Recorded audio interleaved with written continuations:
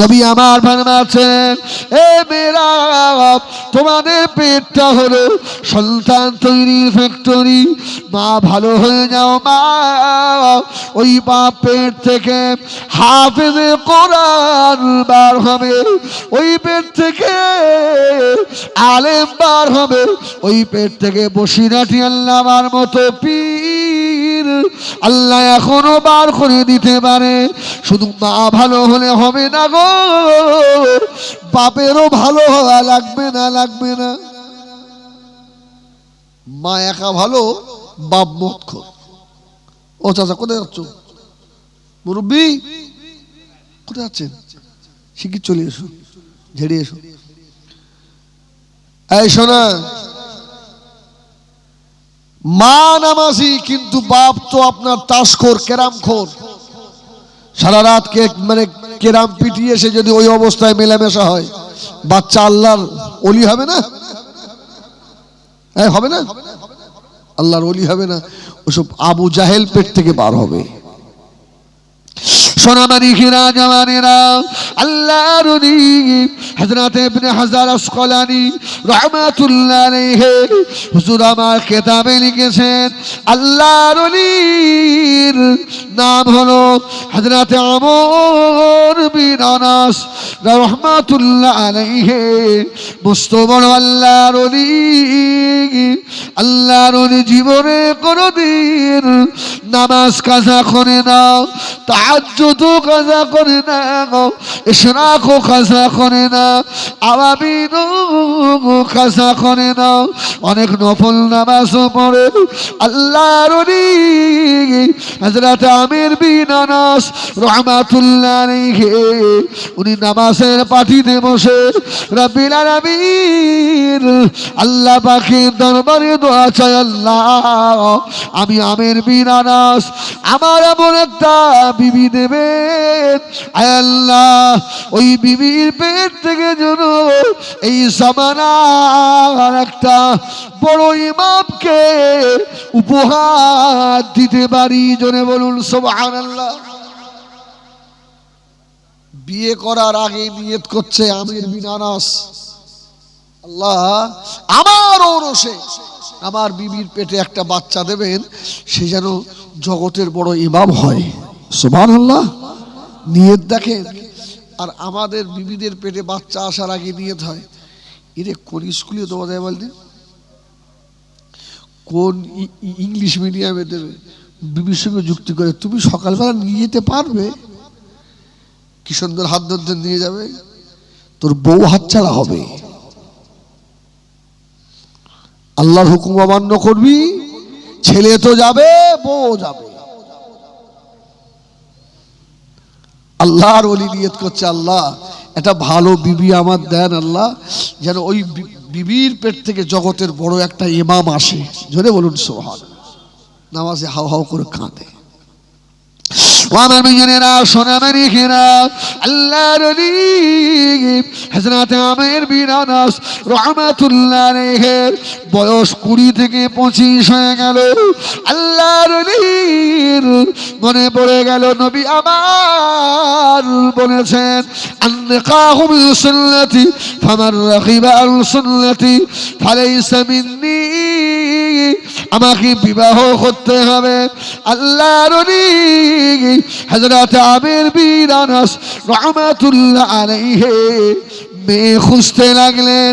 2 বছর মেয়ে খুঁজলেন, মেয়ে আর খুঁজে পায় না।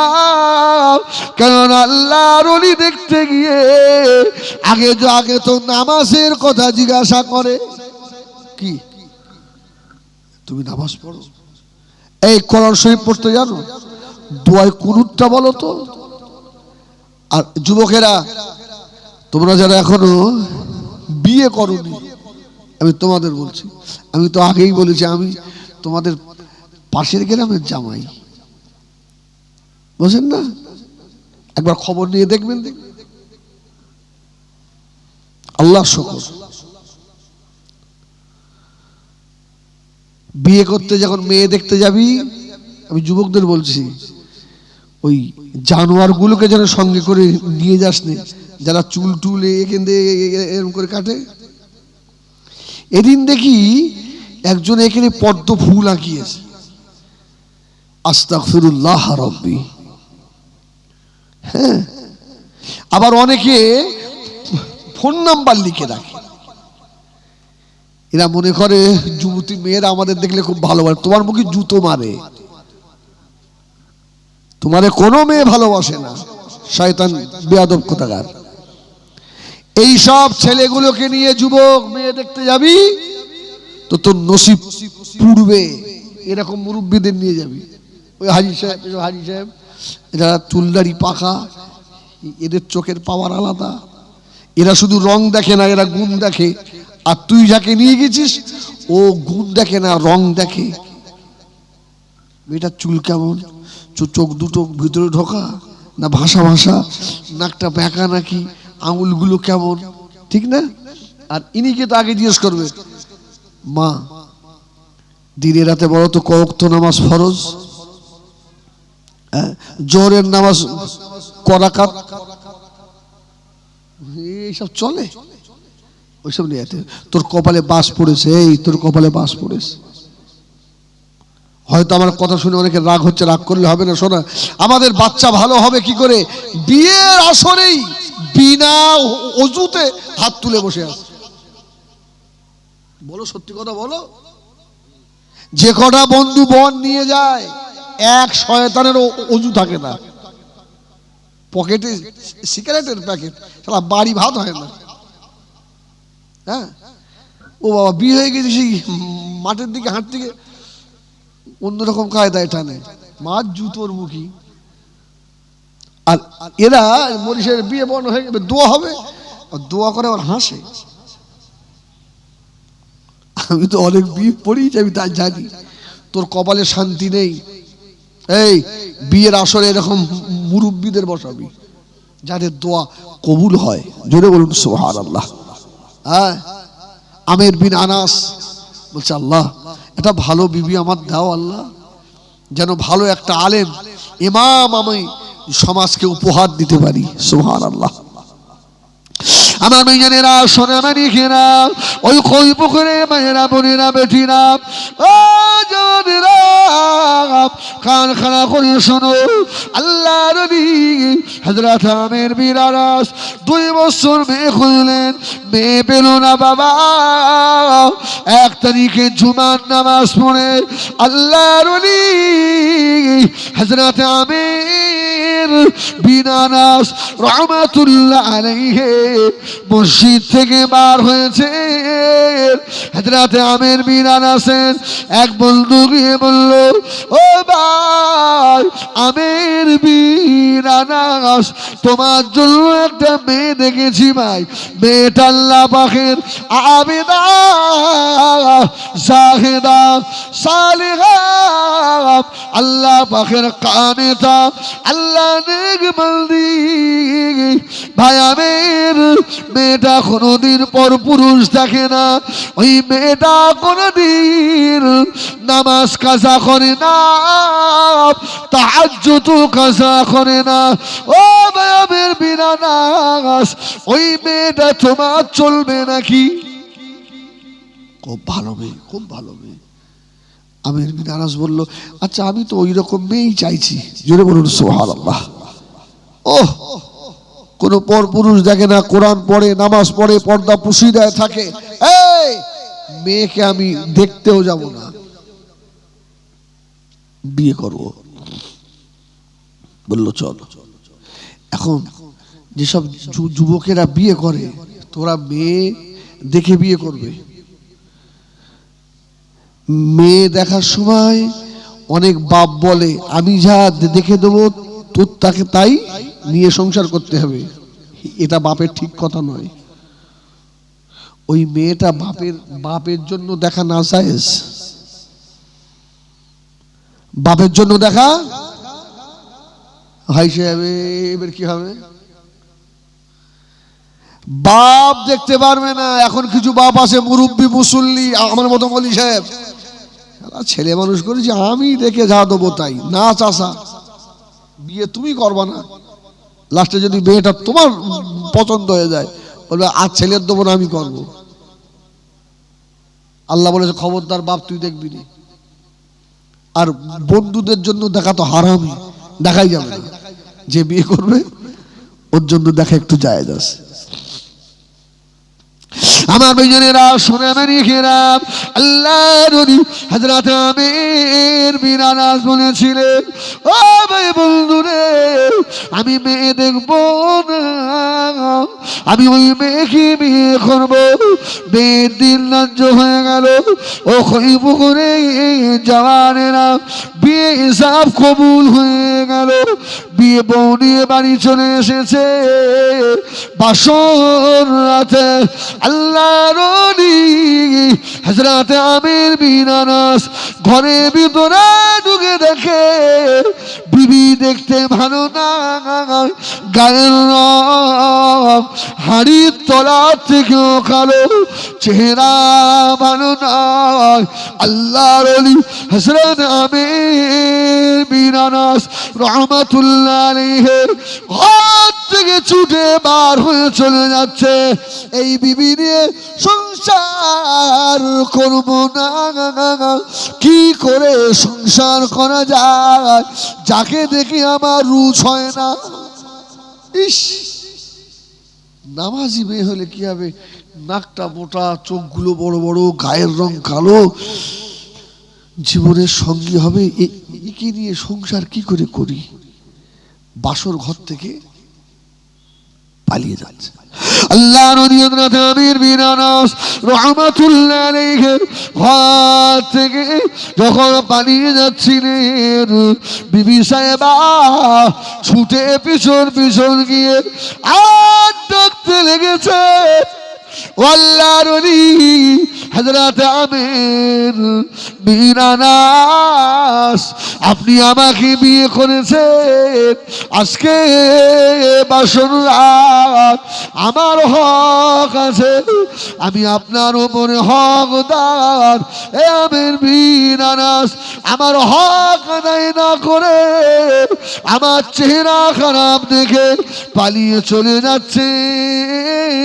যান, তবে শুনে রাখেন, ময়দানে মাশারে আল্লাহ পাকের দরবারে আসামির কাঠগড়ায় দাঁড়াতে হবে। জোরে বলেন, বিবির হক আছে না নেই? বিবি যদি আপনার হাত ধরে টানে আর আপনি যদি বলেন সর এখান থেকে, আমি এখন তাহাজ্জুদের নামাজ পড়বো, ওই তাহাজ্জুদ হবে না। বিবির হক আছে, আদায় করতে হয়। ওহ, যেই কথা বলেছে আমির বিন আনাস ঘুরে দাঁড়িয়ে বলছে, কি বললে? বলছে, হ্যাঁ, আমার চেহারা খারাপ, এ কি আপনি বানিয়েছেন না আমার আল্লাহর দান? জোরে বলুন সুবহানাল্লাহ। আমার আল্লাহ আমাকে এইরকম তৈরি করেছে, আমি কি করব বলো? হ্যাঁ, যাও, চলে যাও, তবে আসামি হতে হবে কিয়ামতের মাঠে।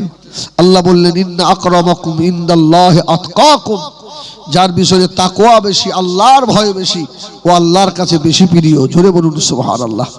আল্লাহর ওলি তো ঘুরে দাঁড়িয়েছে। وما بسما বেয়াদবি ক্ষমা করে দাও, তুমি কিয়ামতের দাবি রেখো না, ময়দানে মাশরে দাবি রেখো না। বাসর ঘরে চলো, বাসর ঘরে নিয়ে গেল বাবা, স্বামী স্ত্রী সারা রাত গল্প হলো, মোলাকাত মুআনাকা হয়ে গেল, ফজরের আযান হচ্ছে, আসসালাতু খায়রুম মিনাল নাওম।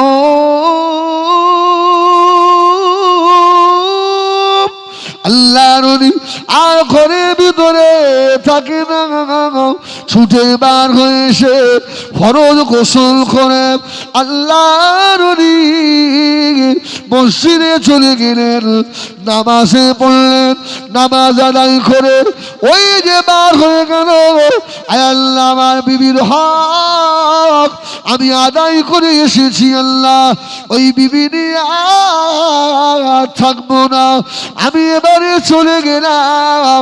আল্লাহর ওলি বার হয়ে গেলেন। ও আমার বেজানেরা, সুদীর্ঘ 25 বছর পরে আল্লাহর ওলি হযরত আমির বিন আনাস আমার বাড়ির দিকে রওনা। সুবহানাল্লাহ। ওই যে বাসর রাত হয়ে গেল, উনি বার হয়ে গেছে, 25 বছর আর বাড়ির খবর নেয়নি। বিবি স্বামীর কথা মনে করে না খেয়ে দাঁতে দড়ি দিয়ে চুপ করেই ছিল। জোরে বলুন সুবহানাল্লাহ। স্বামীকে ছেড়ে যায়নি, চুপ করে বসে।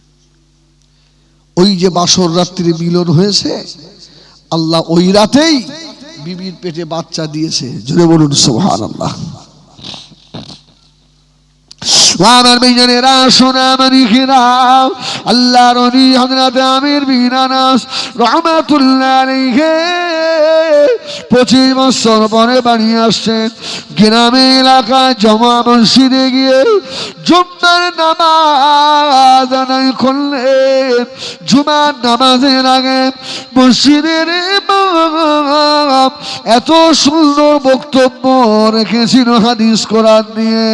আল্লাহর ওলি আমির বিন আনাস জুমা মসজিদের পিলিয়ারের গায়ে খানার দিয়ে ঝরঝর করে কাঁদতে লাগলেন। আল্লাহ পাক ও রব্বুল আলামিন, আল্লাহ আমি যদি আমার বিবিকে ছেড়ে আমি না চলে যেতাম, আল্লাহ আপনি ইচ্ছা করলে আমার ওরসে আমার বিবির পেটে এত বড় আলেম দিতে পারতেন। জোরে বলুন সুবহানাল্লাহ। আল্লাহ আমি তো ভুল করেছি, আমার সেই বিবি হয়তো এখন আর হায়াতে নেই, সে হয়তো অন্য কোনো ছেলেকে নিয়ে আবার হয়তো বিয়ে করেছে। আল্লাহ আমি যদি রাগ করে চলে না যেতাম, আমার বিবির পেটে একটা আমার শখ ছিল এইরকম একটা আলেম আমি দুনিয়ায় রেখে কবরে যাব। জোরে বলুন সুবহানাল্লাহ। ডাক্তার রেখে কবরে যাও, ইঞ্জিনিয়ার রেখে কবরে যাও, সোনা মানিক একটা হাফেজে কোরআন আলেম রেখে কবরে যাও, কবর ভালো হবে। কি ভালো হবে না? আল্লাহু আকবার, বলেন আল্লাহু আকবার। আমার সোনা মানিক আল্লাহর ওলি আমির বিন আনাস কাঁদছে। আল্লাহ কি হবে? জুম্মার নামাজের পরে সব ইমাম সাহেবের হাতে হাত দিয়ে মুসাফা করা হয় না, হয় না? আপনার গায়ে হাতে হাত দেন, সবাই হাত দেয়।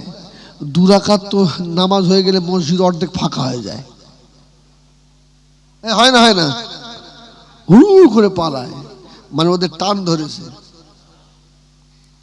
এই জন্য আল্লাহ রসুল বলেছেন মসজিদটা হলো মুসল্লিদের জন্য পানির মতো, পানি, মসজিদটা পানির মতো, আর মুসল্লিরা মাছের মতো। মাছ যদি পানি পায় খুশি না বেজার? মাছের শক্তি কোথায়? পানিতে। রসুল বললেন যারা মুসল্লি নয় ওদের জন্য মসজিদটা খাঁচার মতো, আর মুসল্লিরা পাখির মতো। যদি একটা পাখিকে ধরে খাঁচায় দেন, ও কি ঘুমিয়ে পড়বে নাকি? ও শুধু ফাঁক খুঁজবে, কখন পালাই, কখন পালাই। যেসব মুসল্লিগুলো জুম্মার দিন ঢোকে 90% যেন মনে হয় ওরা খাঁচার মধ্যে বন্দী হয়ে গেছে। কখন 2 রাকাত পরে সালাম ঘোরাবে, এরা কখন পালিয়ে যাবে, এই চিন্তা ভাবনায় থাকে। ঠিক না ভুল বলে? ইমাম সাহেব হাজার বললেও শোনে না। তো আল্লাহর ওলি ওয়াজ নামাজ হয়ে গেল, সব গিয়ে মুসাফা করছে। তিনি তো আমাদের মতো ইমাম নন, হাতে টাকা পয়সাও দিচ্ছে। আপনারা ইমাম সাহেবের হাতে পয়সা দেন? মানে মাইনে তাই 2 মাসের বাকি, হাতে পয়সায় দেবেন। দেবেন আজকে কই পুকুরের মাহফিলে বসে নিয়ত করেন যে আল্লাহ সপ্তাহে 20টা টাকা তোমার রাস্তায় দেবো, 10টা টাকা মসজিদের কোটোয় দেবো, আর 10টা টাকা তোমার আলেম বান্দার হাতে দেবো। যদি বলুন সুবহানাল্লাহ। হাদিয়া দেওয়া সুন্নাত, একটা সুন্নাত আদায় হলো, আবার মসজিদ আল্লাহর ঘরে 10টা টাকা দান করাও হলো। ইমাম সাহেবের সঙ্গে সম্পর্ক ভালো হলো, ওর এক সপ্তাহের হাট বাজার খরচাও বার হলো। সুবহানাল্লাহ। অল্প বেতন হলেও আল্লাহ কিছু দিয়ে দেয়। এই জন্য জুম্মার দিন ইমাম সাহেবের হাতে 10টা টাকা দেবেন, ইমাম সাহেবের দেবেন, ও তো পীর সাহেবের হাতে দেবেন। কি যার টাকার অভাব নেই তার হাতে, আর যার অভাব মাসে 5,000 টাকা মাইনে তার হাতে দেয় না। ভুল বললাম না ঠিক? অবশ্যই পীর সাহেবের হাতে দেবেন, আমিও দেই, আল্লাহ বরকত দেবে।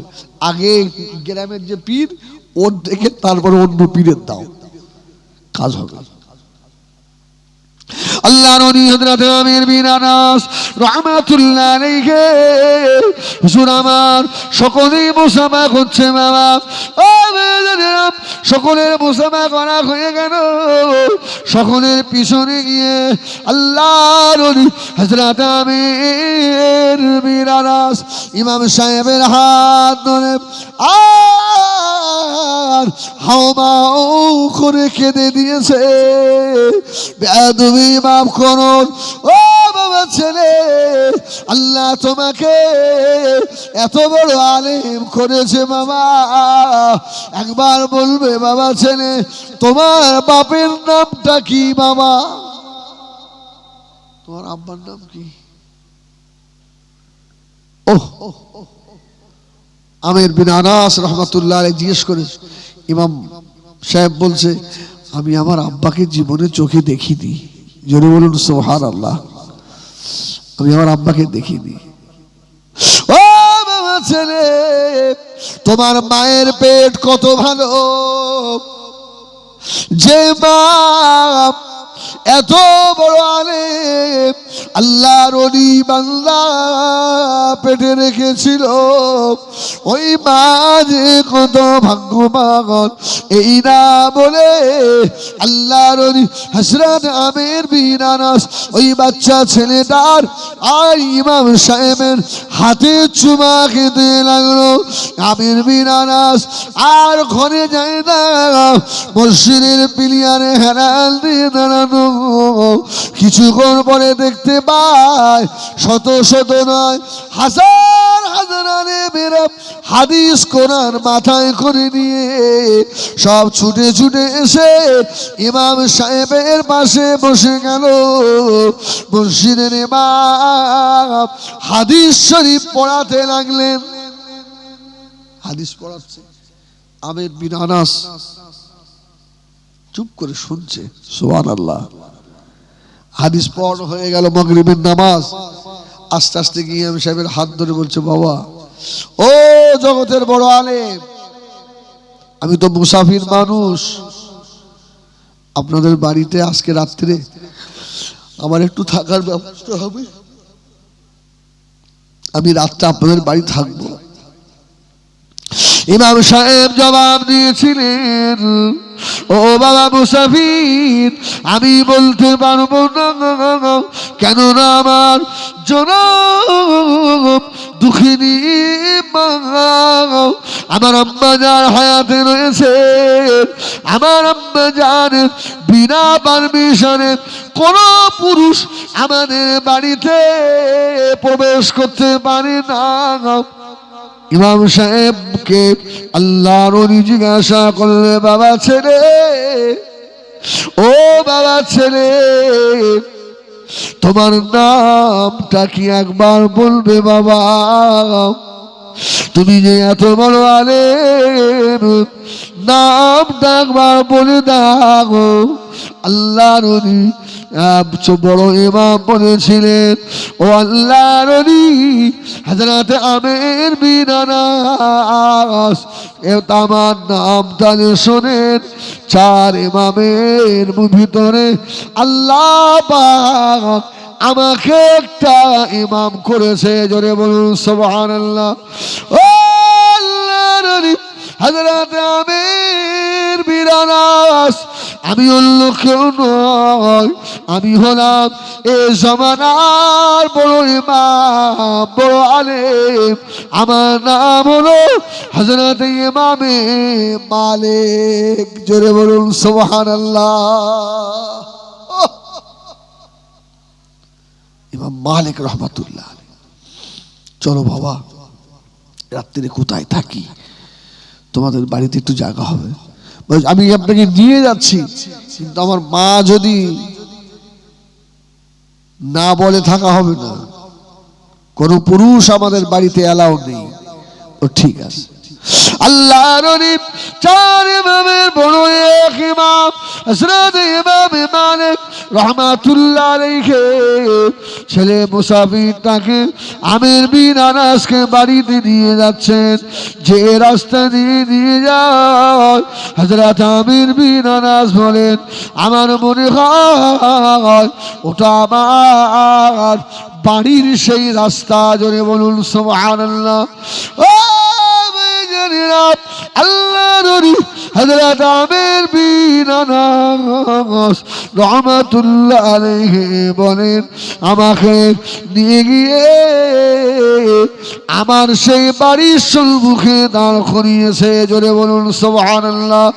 ও বাবা মুসাফির, দাঁড়িয়ে যাও বাবা, আমার আম্মা জানকে একবার জিজ্ঞাসা করি।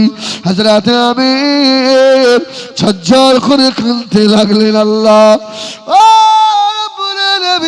আল্লাহ কোন বাড়িতে নিয়ে এলেন? এটা সে আমারই বাড়ি। জোরে বলুন সুবহানাল্লাহ।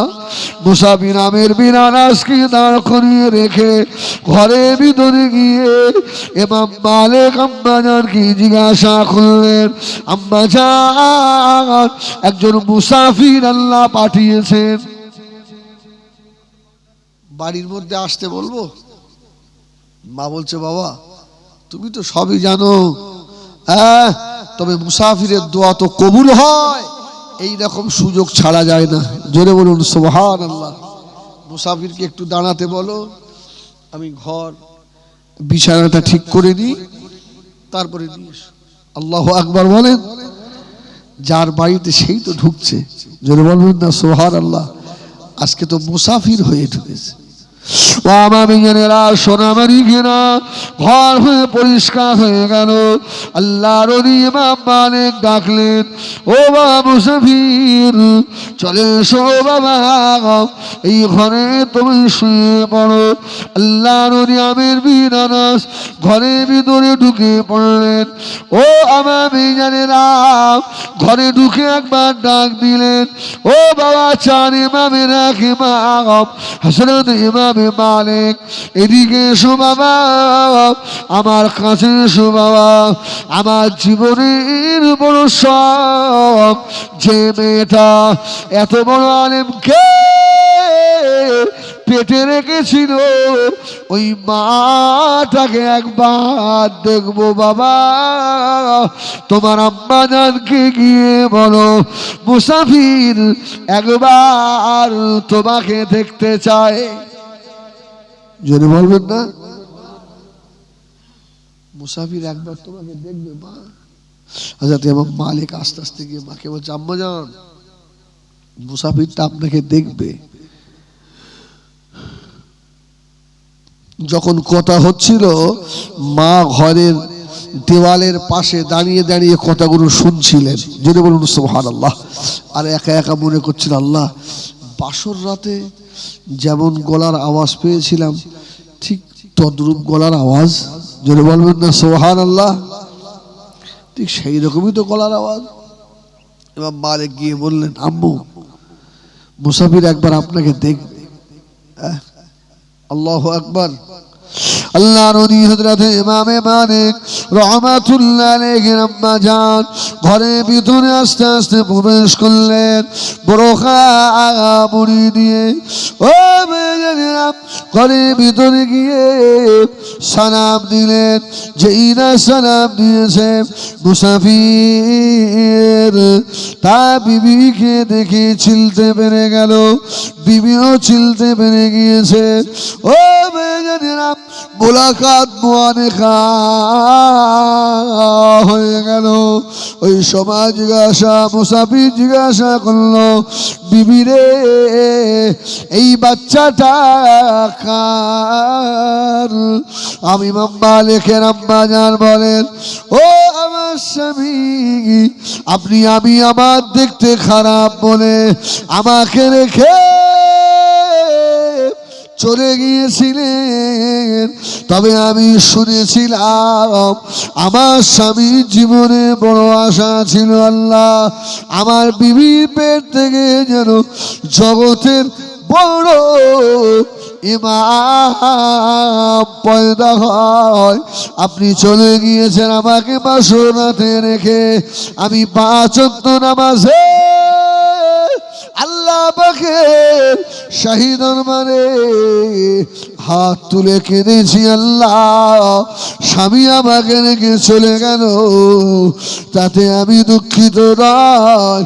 আল্লাহ আমার স্বামীকে ভালো রাখেন, আমার স্বামী যে অরস আমার পেটে যে বাচ্চা দিয়ে গিয়েছে, ও রব্বুল আলামিন আল্লাহ আমার স্বামীর জীবনের মনের আশা আপনি পূর্ণ করে দেন, বড় আলেম বার করে দেন।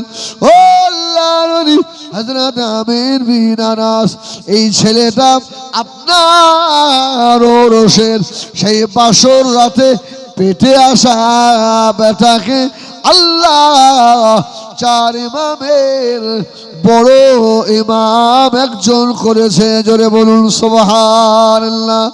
ও মেয়েরা হযরত আমির বিন আনাস রাহমাতুল্লাহ আলাইহি বাপকে জড়িয়ে ধরল, বাবা বিবিও স্বামী পেয়ে গেল, স্বামীও বিবি পেয়ে গেল। ও মেয়েরা এই জন্য আল্লাহ নবী বলেছেন ক্বালা রাসূলুল্লাহ সাল্লাল্লাহু আলাইহি ওয়াসাল্লাম ইন্নামাল আমালু বিন্নিয়াত। নিয়ত যদি ভালো হয় কাজ ভালো হয় না, হয় না? নিয়ত খারাপ হলে কাজ ভালো হয়, নিয়ত খারাপ হলে কাজ খারাপ হয়। একবার দরুদ শরীফ আল্লাহুম্মা সাল্লি আলা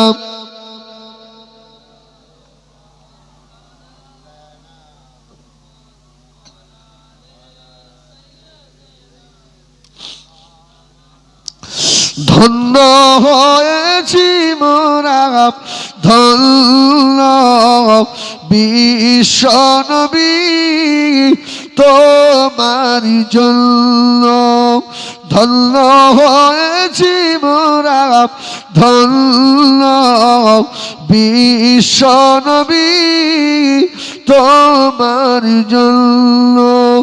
দিলে তুমি মানবের দীক্ষা অনন্য, দিলে তুমি মানবের দীক্ষা অনন্য, আল্লাহ ছাড়া মাবুদ নেই কেহ অন্য। ধন্য হয়েছি মোরা ধন্য বিশ্ব নবী তোমার জন্য।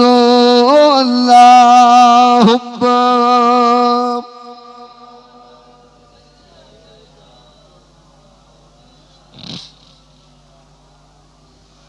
আল্লাহ। আমার দিনদার ইমানদার ভাইয়ের এই জন্য বলবো নিয়ত পাকা করেন, আল্লাহর হয়ে যান, আল্লাহ আমাদের হয়ে যাবে। কি আল্লাহ আমাদের হবে না? এই জন্য ছোটবেলায় একটা গজল আমরা শুনতাম, সেই সব গজল তো আর হয় না। খোদা তোমায় ডাকতে জানি না, ডাকার মতো ডাকলে খোদা কেমনে শুনে না। এইসব গজল আর বললে শুনবে? কেউ শোনে? এখন তো জলসা মাহফিলে সব বেয়াদবি হচ্ছে, একজন নাত গাইছে আর একজন পাশে বসে বসে উ উ দেখেন না করে কেন? বলে না না ও যে জিকির করছে, করে জিকির হয়। শয়তান কোথাকার। আমার ভাইরা এই জন্য নিয়ত ভালো করেন, আল্লাহ আমাদের হয়ে যাবে। হযরত উমর ফারুক রাদিয়াল্লাহু তাআলা দাঁড়িয়ে জানেন, উমর ইসলামের দ্বিতীয় খলিফা, 10 জন আশারায়ে মুবাশশারার ভিতরে জান্নাতি সাহাবীর ভিতরে উমারের নাম দ্বিতীয় নম্বরে। জোরে বলুন সুবহানাল্লাহ।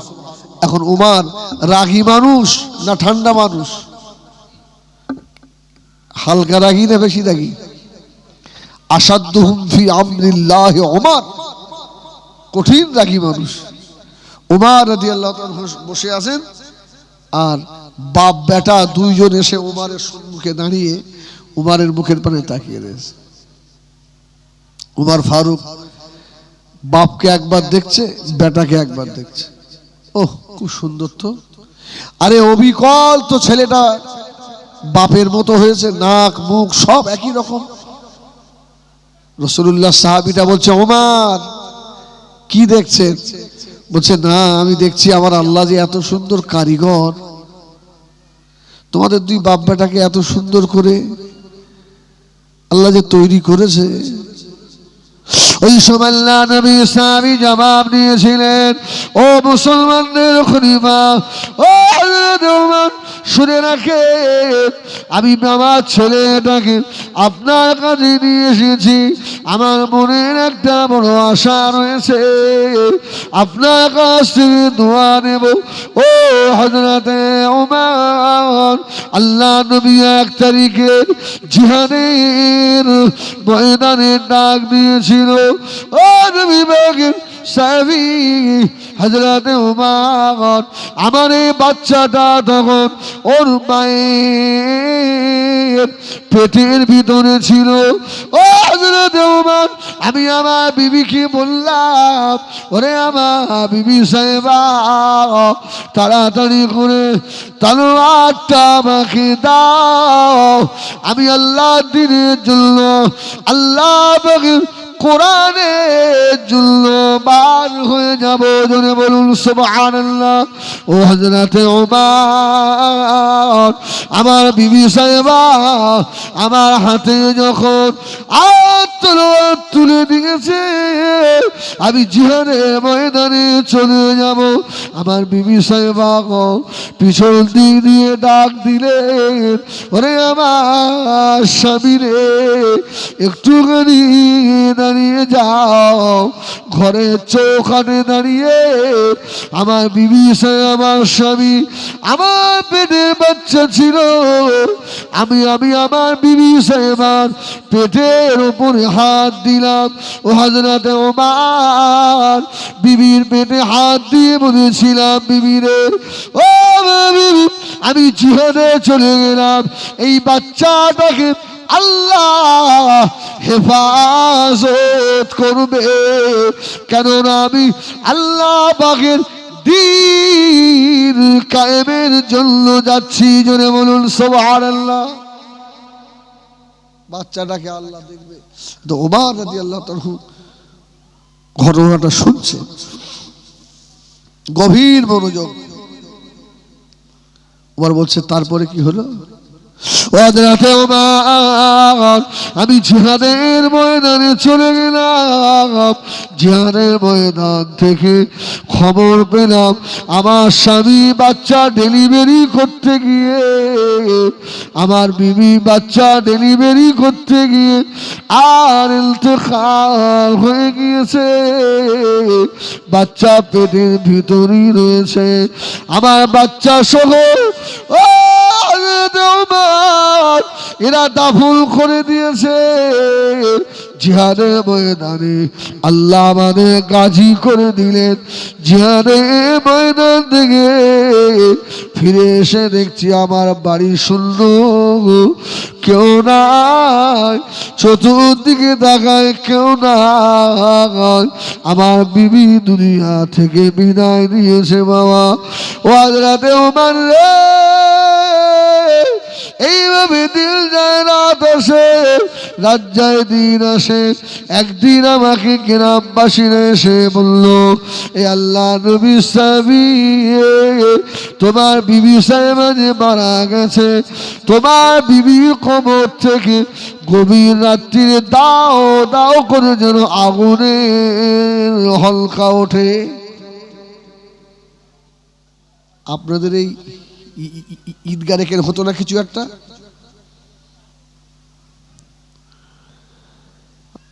বাচ্চাদের কান্না আগে হতো? এই আপনাদের রাস্তার ধারে যে ঈদগাহ আছে, হ্যাঁ, এখন তো ঘর বাড়ি হয়ে গেছে। খুব খুব খতরনাক জায়গা ছিল, আমি নিজে শুনেছি তাই বলছি। ঈদগাহ রেখে এই শোনা, হযরত উমর রাদিয়াল্লাহু তাআলা কথাগুলো শুনছেন, বলছে আমার গ্রামবাসীরা বলল যে আপনার বিবির কবরে রাত্রে আগুন হয়, আগুন।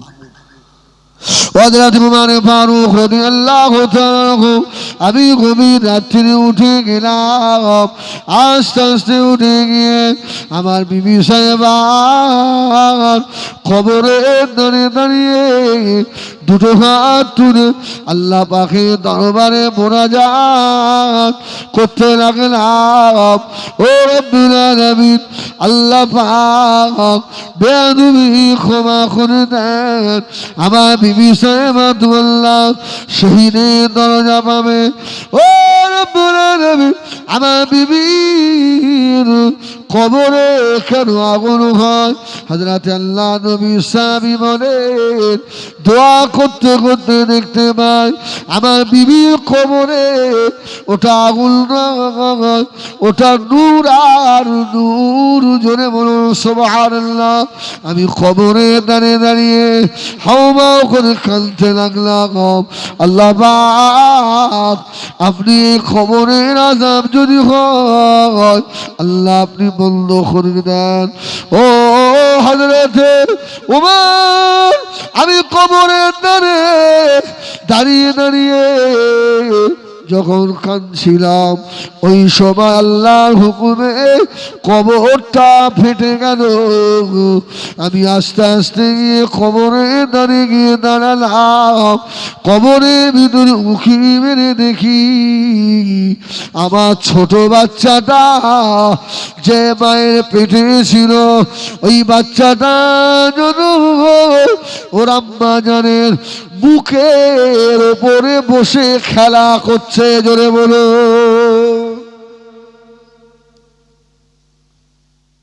বললেন তারপরেই সাহাবী আচ্ছা হুজুর, আমি খুব খেয়াল করে দেখলাম সেই বাচ্চাটা আমার বিবির বুকের উপরে, বিবি হায়াতে নেই, বাচ্চাটাকে আল্লাহ হায়াতে রেখেছে। ও হযরতে উমর, কবর থেকে তোলা সেই বাচ্চা আমার এই পাশে দাঁড়িয়ে রয়েছে। জোরে বলেন সুবহানাল্লাহ। হযরত উমর কাকে রেখে বলেছিলেন, আমার নবী পাকের সাহাবীরে শুনে রাখো, ওই সময় যদি তুমি তোমার বাচ্চা বিবির পেটে হাত দিয়ে শুধু বাচ্চার জন্য দোয়া না করে তোমার বিবির জন্য যদি দোয়া করতে, আল্লাহ পাক তোমার বিবি বাচ্চা দুইজন কি আল্লাহ পাক হেফাজত করে দিত। ও বেজানিরাম, আল্লাহ নেক বান্দা যদি হয়, আল্লাহর আবেদা জাহেদা বান্দা যদি হয়, ওদের পেট থেকে আল্লাহ পাক ওলি আল্লাহ গোস কুতুব হাফেজ কোরআন আলেম আল্লাহ পাক পাঠাবেন। আমার কই পুকুরের জওয়ানেরা খুব গভীর মনোযোগ, আল্লাহ কোরআনে বললেন, ইয়া আইয়ুহাল্লাযীনা আমানু কু আনফুসাকুম ওয়া আলাইকুম নারা ওয়াকুদুহান নাস ওয়াল হিজারা। আল্লাহ পাক জাহান্নামের ইন্ধন বানাবেন মানুষ আর পাথর দিয়ে। আল্লাহ ইমানদারদের বললেন, ইমানদারেরা তুমি জাহান্নাম থেকে বাঁচো, তোমার আহলিয়া দিগকে জাহান্নামের আগুন থেকে বাঁচাও। ও শুনে মেরে গেলাম, যেসব বাড়িতে নামাজ হয় না, কোরআন তেলাওয়াত হয় না, আল্লাহ নবী বলেন ওই বাড়িগুলো বিরান বাড়ির মতো। ওই বাড়িতে শয়তান থাকে। আমার কই পুকুরের মা বোনেরা সত্যি করে বলুন, কই পুকুরে এমনও বাড়ি আছে দিনে 3 বারই কোরআন তেলাওয়াত হয়। আবার কই পুকুরে এমন বাড়ি আছে নামাজও পড়ে না, আল্লাহ কোরআনটাও বছরে একবারও ছয় না। এরকম আছে না? কই পুকুরে সব আল্লাহর ওলি? আরে সব গ্রামে আছে কম বেশি কোরআন শরীফটায় বছর কি বছর হাত লাগায় না, আছে না? হ্যাঁ, এটা আপনারা বুঝবেন না। সামনে সবে বারাত আসছে না, ইমাম সাহেব বাড়ি বাড়ি পড়তে যাবে তো, খতম পড়াবেন না? খতম ভাবি কোরআন শরীফ একটা হবে, হাত দিয়ে দেখা যাচ্ছে 1 ইঞ্চি করে ধুলো পড়ে আছে। আর এই শয়তানটারে শুধু কভার খোলে, মোচে চুমু খায় আর ভালো করে রেখে দেয়। আছে না? নাই। ওই কোরআন তোমার ঘরের তাকে বসে বসে বদদুয়া করে, বদদুয়া করে, অভিশাপ করে, আল্লাহ এরা তো আমাকে ছোঁয় না, দেখে না, একবার চুবাও খায় না। এই বাড়িতে কি গজব নাজেল হতে পারে না? কোরআন বদদুয়া করে। তাবিজ নিয়ে আপনার কি হবে? কত তাবিজকারক ছিল আপনাদের এলাকায়, সব নাম করা আসে না গেছে? আসে না গেছে? আমরাও চলে যাব। তাবিজ দিয়ে কাজ হবে না। তাবিজ তোমার বাড়ি। কোন বাড়িতে যদি ফজরের নামাজ কোন বাড়ি আদায় করে নিয়ে বিবি সাহেবা বলেন, আপনি বাড়ির গার্জেন বলেন, সূরা ইয়াসিন, সূরা রহমান শরীফ যদি তেলাওয়াত করেন, আল্লাহর কোরআন যদি পড়েন, ওই বাড়িতে আল্লাহ পাক আসমানি বালা জমিনি বালা থেকে ওই বাড়িটাকে আল্লাহ পাক হেফাজত করেন। ও নবী আমার দিনদুনিয়া বাদশাহ আল্লাহ নবী ফরমাচ্ছেন, যদি কেউ ফজরের আল্লাহর ফরজ নামাজ আদায় করে বাড়ি থেকে বার হয়ে যায়, আল্লাহ নবী ফরমাচ্ছেন ওর সারা দিনের জিম্মাদার আমার আল্লাহ হয়ে যায়। ও কই পুকুরে এমনও ছেলে আছে ফজরের নামাজ দূরে যাক, জুমার নামাজও আদায় করে না। আছে না? নাই। আমি ওদের বলবো, রে আপনাদের গ্রামে মাদ্রাসা হয়েছে না হয়নি? একটা দিন ফজরের আজানের আগে আস্তে আস্তে উঠে গিয়ে মাদ্রাসার পিছনে জানালার কাছে লুকিয়ে দাঁড়িয়ে থাকেন। ছোট ছোট গরিবের বাচ্চা, ভালো সোয়েটার চাদর নাই, ভালো লেপ কম্বল নাই, ফকিরের মতো পড়ে রয়েছে, বাবা খাওয়াও ভালো নয়। ফজরের আজানের আগে হাবেজ সাহেব ছড়ি হাতে করে নিয়ে ঘরে ঢোকে, এই ওঠো, আজান হয়ে গেছে, ওঠো। যত কঠিন শীতি হোক, বাচ্চা মানুষ অনেকেই উঠে শুয়ে দেয়, এই ছড়ি দিয়ে সাপ করে ঝেড়েছে বাঁচায়। একদিকে বাচ্চা, একদিকে তার লুঙ্গি, ছুটছে, ওরে বাবা রে, ও দৌড়, হাসিও লাগে, কষ্টও হয়। আমাদেরও হয়েছে। হ্যাঁ, আজকে আল্লাহ কত খাওয়ায়, কত পয়সা, একদমই তো অন ক্যামেরায় বলছি। হ্যাঁ, এমন একটা দিন গিয়েছে, আমি যখন বর্ধমানে পড়ি, বলছেন না শিয়ারা বাজার মাদ্রাসায়, তা তখন সেই নেড়ো ছিল, নেড়ো নেড়ো বলি তো আমরা, না কি বলেন আপনারা, কি বলেন, পাপা পাপা, নেড়ো না পাপা, ইফতারের সময় খায়। ওই একটা করে সকালে ফজরের নামাজ পড়ে ভিজিয়ে রাখতাম, 8টার সময় টিফিনে খেতাম। আব্বা, আমার আব্বাকেও হয়তো অনেকে চিনতে পারেন, মাছের ব্যবসা করতো, আওয়াল সিদ্ধি সবসময় থাকতো। এই আপনার মতো মুখে পক্সের দাগ ছিল, দেখেন। আমার আব্বার ভালো নাম ছিল শহীদুল্লাহ, ডাক নাম বড় হাসা। এই হোটেলে সবসময় বসে থাকতো। হ্যাঁ হ্যাঁ, এই দেখেন আমি যা যা করেছি। আর আমার শ্বশুর তো আমার পাশের গ্রাম সোনামানিক। এই একটা করে পাপা 3 মাস ওই নাস্তার পয়সা যায় না, লোক খায়, ওদের মুখের দিকে তাকিয়ে থাকতাম জানেন। আজকে আল্লাহ এত খাওয়ায়, এত খাওয়ায়, খাওয়ার জন্য পায়ে ধরে, খাবো না। হ্যাঁ, 10টা টাকা পাইনি, আল্লাহ টাকাও দিয়েছে, খাওয়াও দিয়েছে। হ্যাঁ, মারও খেয়েছি, ওইরকম ফজরের নামাজ না উঠলে ওইরকম পাশায় মার। আমি যারা বেনামাজি, কই পুকুরের, তোমাদের গ্রামে তো মাদ্রাসা, সকালবেলা গিয়ে দেখবে বাবা বাচ্চা ছেলেগুলো ভালো শীতের পোশাক নাই, ঠান্ডা পানিতে ওযু করে আল্লাহ পাকের কোরআন বুকে করে নিয়ে দুলে দুলে পড়ে, আছে না না?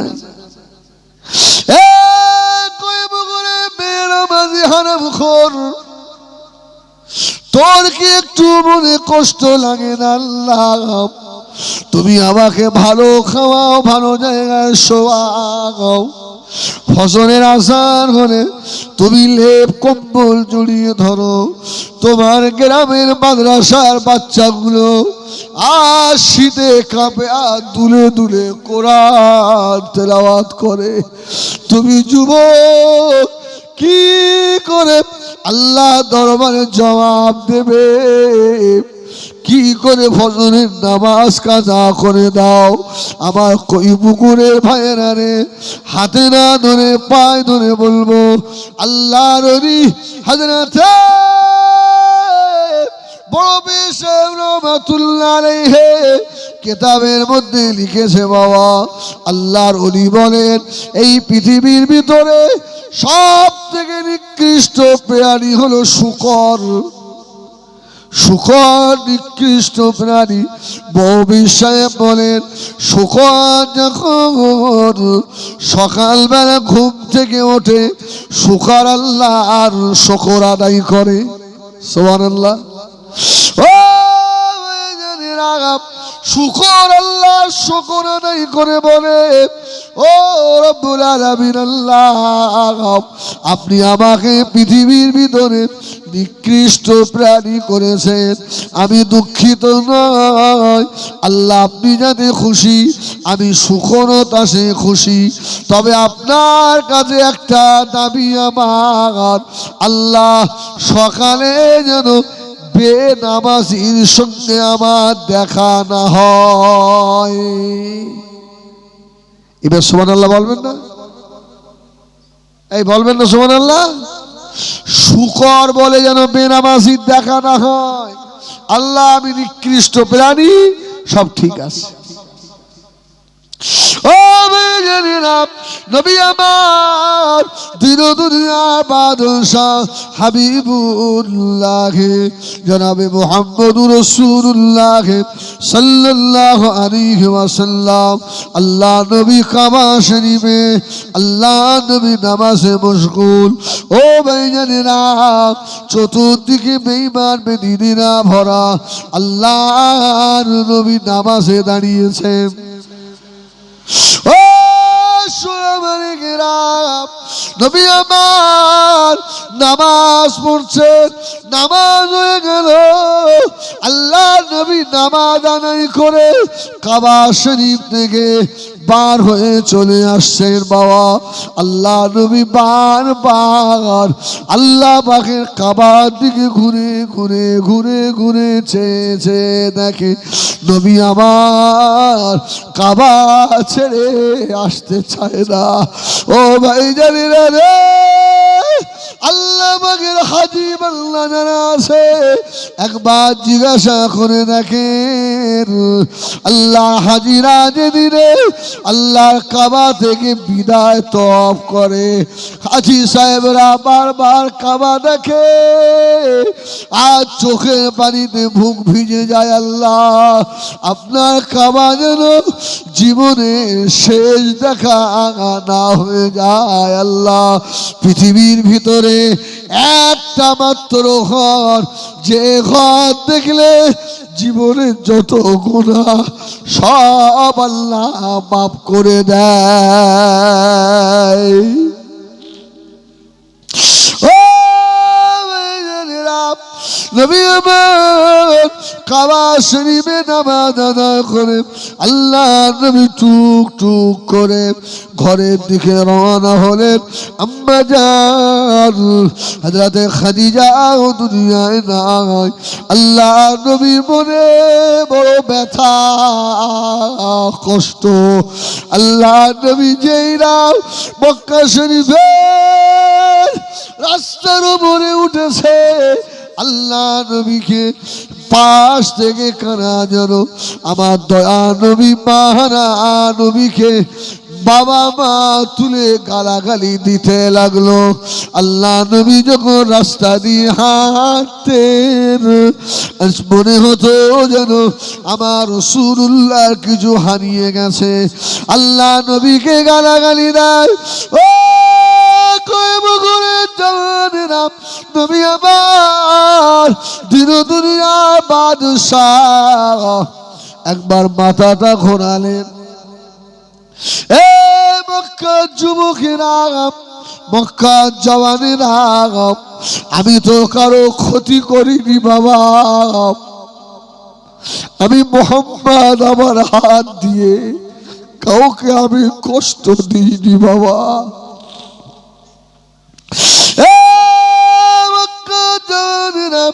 আমি রাসূলুল্লাহ এতিমের হক মানিনি বাবা। আমি যে মারা নবী এতিম সেই নবী কেন তোমরা আমাকে মা তুলে গালাগালি দাও বাবা? তোমাদের কাছে কি অপরাধ করেছি? আমি তো কোনো অপরাধী নয়। আমি রাসূলুল্লাহর মা নাই, আমার আব্বা নাই। আমার আব্বা মা তুলে গালাগালি করলে আমি রাসূলুল্লাহ মনে বড় কষ্ট পাই।